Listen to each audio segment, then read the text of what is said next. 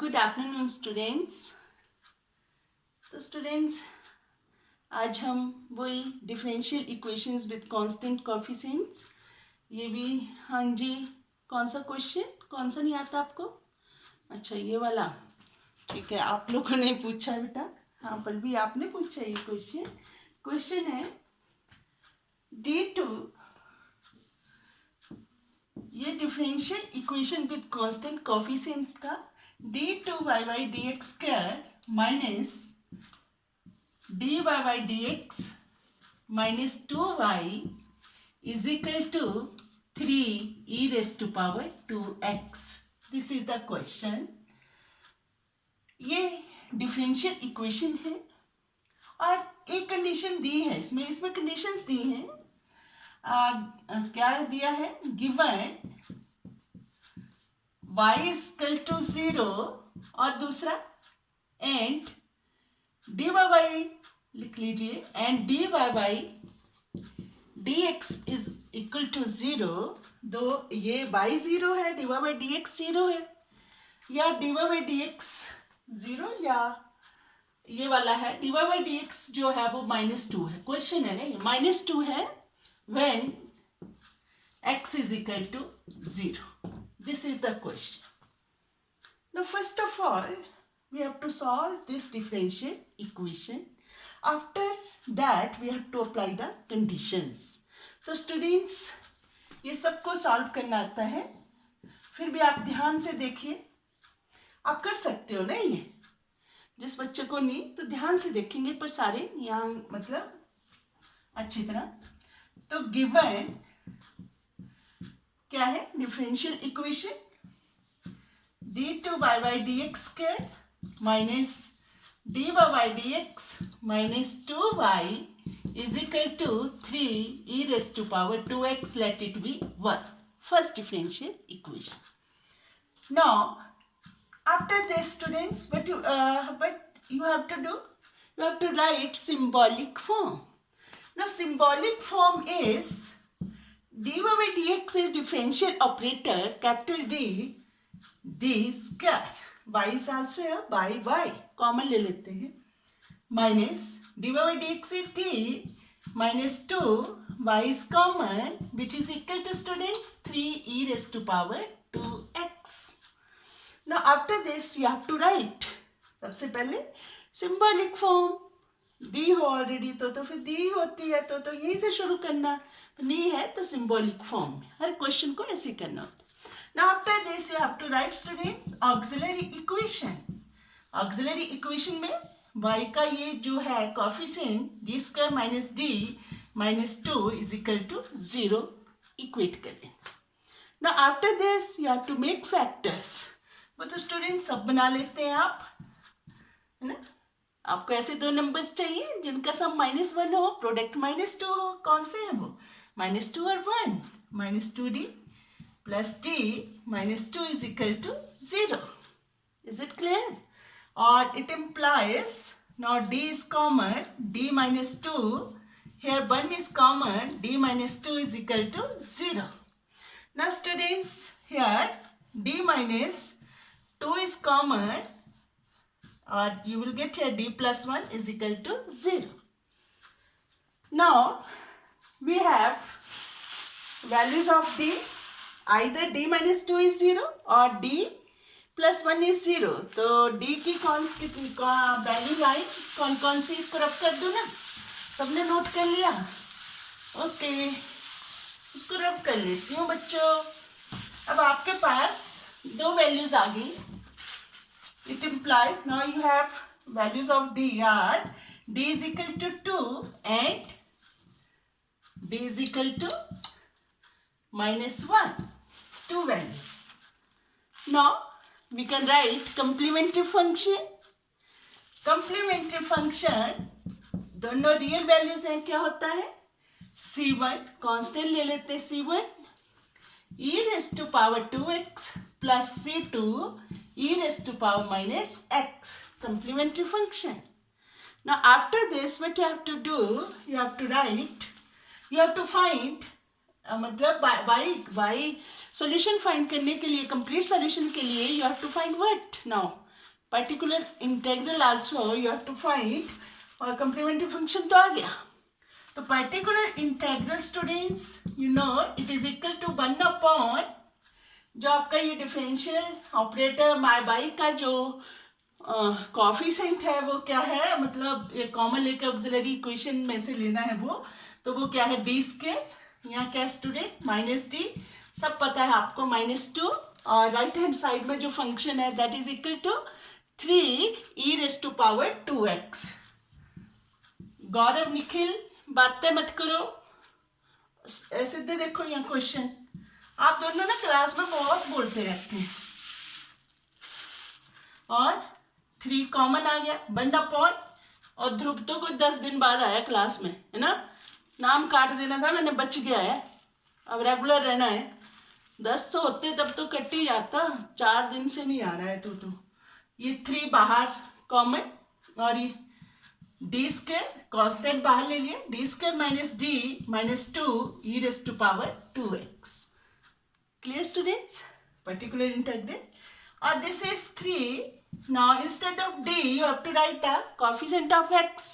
Exponential में जो power है 2 है, you will get d² - 4 d² 4 -2 e⁻²x, और which is equal to what students? 3/1/0 infinity होता है। Here rule fails. Here rule fail हो गया, जो रूल लगाया हमने, रूल फेल्स। अगर रूल फेल हो जाए फिर क्या करते हैं, फिर से आपको लिखना है रूल फेल्स देयरफॉर, इसको साफ कर लीजिए सब ग्रुप को, ये क्वेश्चन रख रही हूँ मैं, क्वेश्चन रख रही हूँ ऊपर बस, और सब साफ कर रही हूँ क्योंकि मुझे कंडीशन चाहिए। Therefore particular integral is equal to, rule fail हो गया, फिर क्या करते हैं, फिर स्टूडेंट्स जो है 3 तो है, कांस्टेंट बाहर लगा लिया, और x से मल्टीप्लाई, जो इंडिपेंडेंट वेरिएबल होगा, जो डिफरेंशियल ऑपरेटर है ना dy/dx, तो x वो x लगता है, अगर dy/dt होता तो t लगता। क्लियर? 3x, और 1/, डेरिवेटिव ऑफ दिस लेना, इसका d² डेरिवेटिव 2d, और the derivative of -d students -1, और e⁻²x this, or which is equal to, or this is equal to particular integral 3x 1/, instead of this d you have to write students, but you have to write, you have to write the coefficient of this x2, then it is 2 into 2 4 -1 e⁻²x, which is equal to students 3 से 3 cut, you will get x e⁻²x. This is the particular integral. तो complete solution जो होता है, therefore complete solution, the value of y जो dependent variable है वो क्या होगा, complete solution CS लिख दिया, both the students particular integral plus complementary function। तो complementary function जो है वो क्या आया, c1 e⁻, कितना था स्टूडेंट्स, ये आपका e⁻²x, और c2 e⁻−x, यही था ना, plus particular integral x e⁻²x, roots अब आपकी क्या आई थी, 2 और -1। क्लियर? तो ये बन गया आपका कंप्लीमेंट्री फंक्शन, कंप्लीट सोल्यूशन ये हो गया। This it means it is what, it is the value of y which is c1 e⁻²x plus c2 e⁻−x plus x e⁻²x। now this is y. now we have to apply these conditions. ये conditions क्यों, ये इनसे constants की value पता लग जाएगी, constants की values का आपको पता लग जाएगा। बाई ये आया, इसको नंबर दे दीजिए, पहले कौन कौन से नंबर थे मेरे पास, खत्म हो गए, बताओ बच्चों, पहले कौन कौन से नंबर दे दिए थे, हैं? तो इसको 2 दे दो, अगर 1 नहीं दिया था किसी इक्वेशन को तो इसका 2 आ गया। अब हमने कंडीशन अप्लाई करनी है, कंडीशन में एक तो dy by dx वाली भी है, तो क्यों ना इसमें क्या कर लें, पहले डेरिवेटिव भी ले लें। जहाँ हमें कंडीशंस लगानी है वहां तक हमें करना होता है ये, तो हम dy by dx भी फाइंड करके रख लेते हैं स्टूडेंट्स। ठीक है, जो कंडीशंस, बस मैथ्स का यही तो खूबी है, कुछ भी याद नहीं करना, क्वेश्चन सामने है उसके अकॉर्डिंगली हमने करते जाना है। कुछ भी लर्न करने की हमें ज़रूरत नहीं होती है, मज़े से हम क्वेश्चन करते रहते हैं। ये भी एक तरह की साधना होती है। हम कभी भी, जो भी मैथ से प्यार करेगा कभी भी ज़िंदगी में बोर नहीं हो सकता। कैसे भी हालात हो, अपना क्वेश्चन पकड़िए, क्वेश्चन करिए मज़े से। तो बच्चों, आपको पता है जब से हमारा लॉकडाउन शुरू हुआ है तब से हम आपको इसी तरह, पहले बोर्ड नहीं था तो पेज पे मैम करवाती थी, अब बोर्ड आ गया तो बोर्ड पे लग पड़ी है। अपने तो पूरा दिन तीनों क्लासेस, फर्स्ट ईयर, सेकेंड और सिक्स है, आप सब बहन साथ में, बहुत मज़ा आ रहा है ना। अब dy by dx ये आपका ये लिख लिया, बाई है, c1 e raised to power, ये खत्म हो गया, क्या है 2x है, और c2 e raised power -x है। Now find derivative of this. लिखो on differentiating 2,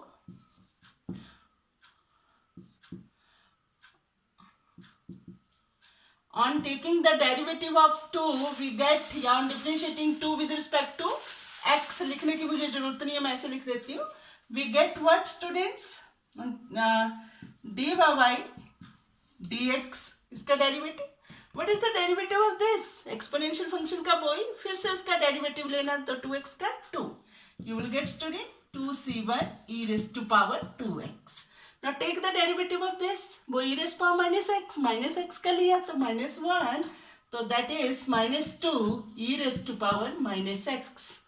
Now the derivative of this, two functions का product, the derivative of first function, the 1, you will get e raised to power 2x plus x, or the derivative of this, e raised to power 2x into 2, so it will be 2x e raised to power 2x, let it be 3। now condition क्या है, condition है if, आप लिख लीजिए, on putting, क्या जो condition है क्या है वो, dy by dx is equal to -2 and x is equal to 0 in 3 में we get, लिख लीजिए, we get what, dy by dx कितना आ गया स्टूडेंट्स, -2, और which is equal to x 0 है, e रेज़ पावर 0 1 बन गया, it will be 2c1, right, और क्लियर, और -c2 x क्या है 0, you will get what, -c2, right students, or here +1, or this is 0। now students, you will get from your equation 2c1 -c2, right, is equal to, ये है ना, इस तरफ चलेगी, it will be -3, ये इस तरफ आ गया -3। now let it be 4। और स्टूडेंट्स दूसरी condition, when y is 0 x is 0, तो putting